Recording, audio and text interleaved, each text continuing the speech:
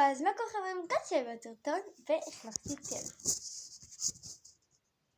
החלפתי טלפון, הכלבה החמודה שלי שהראיתי לכם אכלה לי את הטלפון. טוב, זה לא קשור עכשיו.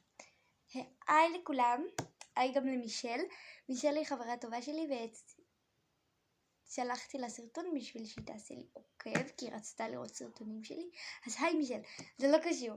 אז 5 דברים שאמא שלי עשתה לי בילדות, כאילו שירים, דברים כאלה, משחקים, וגם יש משהו אחד של סבתא שלי. אז בואו נתחיל. דבר ראשון, היה לה שיר, אגב זה דבר ראשון, היה לה שיר שהיה ככה: אצבע לאצבע נחבר וניצור כדור פאר, מתגלגל מתגלגל נתקע בקוץ ומתפוצץ.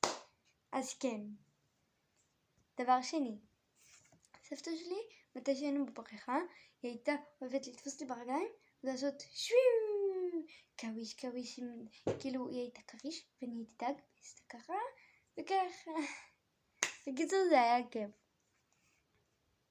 דבר שלישי, אני ואח שלי שהיינו ילדים, היה בשישי, היה לנו משעמם, אז היינו עושים מוזיאון, פאזלים, משחקים, דברים כאלה, גם היינו משחקים בחוץ, וכן זה היה כיף, אבל אז כן. דבר רביעי, היה לנו דבר כזה, בכל יום חמישי סבתא שלי הייתה קונת לי ולאח שלי משחק. יום חמישי משחק, יום חמישי משחק ערוץ. וכן זה היה כיף, אבל הפסקנו עם זה כי חרשנו את כל עידן המפיים. אז כן. אבל זה היה רעיון שלה.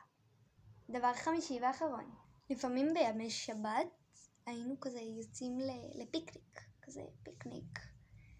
לפעמים ביומי שבת, אבל זה היה כיף ולא יותר מזה.